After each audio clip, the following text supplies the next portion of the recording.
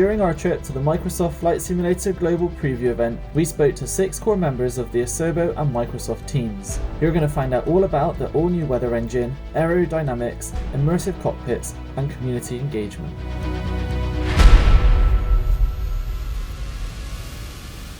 Thank you very much for taking the time to firstly invite FSElite along to try out the new flight simulator for the first time. When I got that email, I was ecstatic. And it's quite an honour to be here, so really thank you for having us and also taking the time.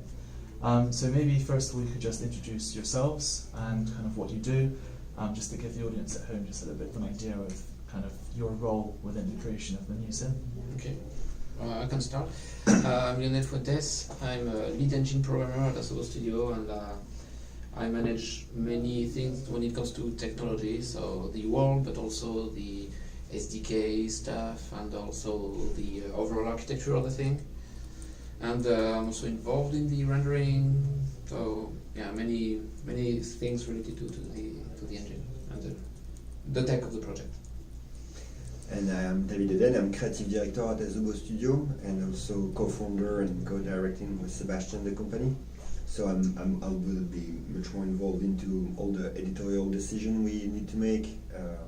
And the general management of the company, and obviously I overview the design per se of the sim. Yeah. Excellent, awesome. Well, thank you very much again.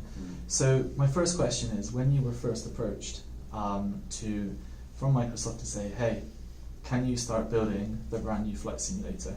What was your immediate reaction and thoughts? It was. I mean, we've been, during the presentation, I think we've been really sincere about it. It's for all of us, I think it's, again, I mean, you know, when someone comes to you saying, if you want to work on something that instantly trigger a memory of your childhood with your father, you know, in an autumn night, raining thing, in front of a crappy computer, and you were like, yeah, we were excited about just basically two vertices fighting against each other, and to me it was a declick. You know, it was a declick. It was a click in my mind. I actually understood what the computer was doing thanks to flexing. So. But that was I would try to keep it short, but that was really the emotional reaction, like, oh my god, this is this thing, and as soon, and I think it's what Lionel would maybe say after that, is as soon as you start to actually think twice about it, you realize, because we were more in the gaming thing, sure. But as soon as you start to try to represent what it means, you realize that suddenly it will not gonna be easy at all. And that there is, you know, there is two sides of it. There is the piece of software you need to embrace in this case, and complexity and the community and what is important for people. But then you also realize that even before that, maybe you need to understand what is a plane, what is aviation, and suddenly you speak to a designer about whatever. I will take a random example. Airport, and he will start to talk about specific procedures, and you're like, I don't know what you're talking about. So we had to learn that. Yeah. And in this regard, I think the flight lessons we have taken and that we continue to take helps a lot to feel more authentically, genuinely comfortable with what we are talking about, even, you know, prior to the actual software itself. You know what I mean? Yeah. So that was mine. I don't know if it answers really, but yeah. Well, I think it does, because like you got super excited about talking about it. So yeah, definitely. Yeah. So on my side, I'm a tech person. So so when I know I'm gonna work on something, so I anticipate the problems. So let's call this challenging. Yeah. Because it was like so when I got. They told me about working on this flight simulator thing. So I knew flight simulator, and so first I was like, wow, you mean the actual one, or you know? And then you do some research on it, and you find out that, oh, okay, it's super community based. Oh, anything can be modded. Oh, and okay, that would be with Bing. Oh, okay. So that's a big world. Okay, and so and you keep accumulating those things, and you, whoa. Okay, well, let's dive into it. A bit more in this kind of person who likes challenges. Yeah. And that was, well, there are challenges. Basically, he was crying. I can imagine you were thinking, yeah, you want me to make a world, and you were probably thinking of like a normal game world, and then someone went, no. No. The world. No. I got it from the start. Like, that world. Okay. And it's also you look at FSX, and well, the graphics are 10 years old now. We're making the next version of this, and people tend to understate the everything that's underestimate what gives with FSX. And so I talked about the fact of getting the code from FSX and using that code. It's also because I felt that there were so many things that we were not familiar with, and that we would, and that there was so much legacy that we needed to build on this. We needed to. There's this syndrome of a programmer, where when you have something, you want to rebuild it. You want to always rebuild it because. And in this case, you need to be super humble. Yeah. Because you need to understand completely what you're doing first before you even start to think about changing something. Sure. Yeah. So it was always this thin line sometime between. So yeah, exactly that. You tend to always say, I did not write this, so it's crap necessarily. Well, no, it's not. Just you didn't write it. So that it's the not invented here syndrome. Awesome, and I can imagine that must have been quite a challenge, but also exciting at the same time to kind of start building kind of your vision for what you think a flight simulator should be. And in particular, this is all about the world in particular, I think.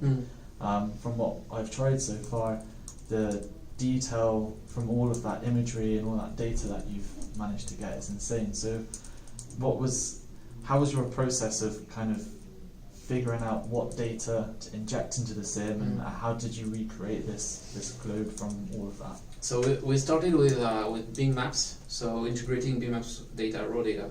So as I said during the presentation, the first time we got this photogrammetry scan thing into our engine, we were amazed at how great it looked. So actually the very first time we couldn't get to the highest level of detail. So I was already quite happy, other people were not. But then we added more and more details, actually, because everything was on this, so it got bigger and bigger, and we had streaming issues that we needed to fix. So we always work in an iterative process. We start with something that works, so as I said, we threw a plane in there and see what happens. And then, the controls are not so great, and you build up on this. So yeah, we started with putting those photogrammetry data, and then the aerial imagery and the elevation. So we looked at how it worked in Bing Maps, and we did the same thing, but in our engine. Yeah. And then we always work with adding what's missing. So then, no trees, no buildings, it's all flat. Okay, so let's try to add some buildings. So you start adding some buildings, but they are just grey boxes. Okay, so we got some buildings now. Let's make them more pretty. And where's the water? We don't have water. But then we need to have a mask of water. So, like for example, we started with the Seattle area, and we needed to have the water there. And like, what do we do? Do we detect water? Do we get some data for that? So I'd like to see how we can render some things. So let's paint manually the water zones there. See what it looks like. Okay, we got this. So then we got the rendering technology, and at the same time, some other persons could work on how to get the data. So it all built this way. Yeah, I would say that lots of the different subjects you are talking about were actually identified, and we had somehow some sort of plan of how it could maybe work. Sure. And then you start to do it, and you're like, we were completely wrong. This was not going to work like this, or this thing needs to be done procedurally. This thing needs to be done manually. This thing needs to be outsourced. And all of that permanently moved. And it was not the classic process we were used to on other software experience or game, where we know much more what we're doing. Depends. The work, I believe, the work we've done on HoloLens has actually put us in the right mindset in front of this challenge. Try something, and okay, it's it a doesn't roller work, coaster. and then it doesn't work. So try something else. Yeah. So Yeah. this experimental Yeah. aspect of it. Yeah. So you've Lots of R&D. Yeah. You've literally been gods in just kind of building and creating Yeah, and yeah. designing. So that's actually how we felt a bit in the team. Like, okay, this guy is doing the water, this one's doing the sky, we're doing the ground. Come on. We started to call us Jupiter. This is not true. It's a It's joke. not true. Awesome. We're not that obnoxious, not true. And the majority of this data and stuff is obviously sourced from it streams down online. And I think when this was first announced, based on like my community feeling and the people I speak to, there's concern about like the bandwidth and stuff. I know you mentioned earlier in your presentation about there are different kind of levels depending on your bandwidth availability. So if I'm flying totally offline, what's the difference in terms of the visuals that I experience if I don't have the right kind of internet connection? So mostly it's the ground that is being synthesized. Okay. So it's being so the drone system works with tiles, and textures are synthesized. I hate this word. Synthesized per tile, and they are conditioned by biome information, and they are also color corrected according to the same color that we use for the online modes. So there are still many data embedded in the base installation to allow this. Okay. And the buildings are generated the same. So we tried. So we wanted this offline mode to work. So some of the things that we could get in offline mode are the same for online. So the buildings are the same. The water data is the same. The roads are the same. Well, just to interrupt, yeah, sorry. Sure. What it means is that everything we have been able to deduct from the machine learning, for example, benefit to the offline mode. Right. Typically the buildings. Mm-hmm. And typically, so the tree mask, I know it's maybe not as 1-1, No, but it's pretty close still. So Sure. we selected zones where we wanted the same tree mask, so mainly around airports. Yeah. And this one is the same one, but the others are triggered through the texture synthesis mechanism. Actually. Awesome. So as you said, roads will be the same. Yeah. But maybe the texture will not be the same. Same thing for here. The coastline will be the same. The roads will be the same. The houses will be the same. The trees mostly, let's say. But what we will lack in an offline mode is this tiny detail of this farmer, which Sure. have had something here. I don't know what. So yeah. So the overall experience of a sim is going to be the same whether you're online or offline. You just get more details depending on like, the connection. So yeah. It's not exactly the same, but yeah. But I can still, load up my sim in an offline environment and fly around. Yes. If you talk about the flight model and everything else, it would be the exact same thing. The only thing that would be, I would say, removed, it's really the IIL definition of the ground. Yeah, definitely. Okay. It's in a nutshell. Yeah. As basic as it can. Yeah. Awesome. So another big question that we face in the community is, with all of this information and detail in the ground imagery and buildings and stuff, where does that leave kind of third-party developers, such as, for example, a company called Orbex, who make very detailed land class-based regions and stuff? How do you kind of vision integrating with third parties going forward? I will not dive too much into this because we are talking to all those guys, Sure. as you all mentioned, and we know everything. We know how all those guys have basically kept the sim world alive during a while, and we know that. And again, as everything else, we have lots of respect to them about this. And that said, to go directly to your question, I would say that, as you actually said during the previous Q&A session, we still have areas in the world where it's generated, Sure. as Lionel explained, and where the level of definition is not as accurate as New York, for example, in the example we were given, where there is room to improve the area. So I think it's in this case that they will be able to bring something, or even sometime push further.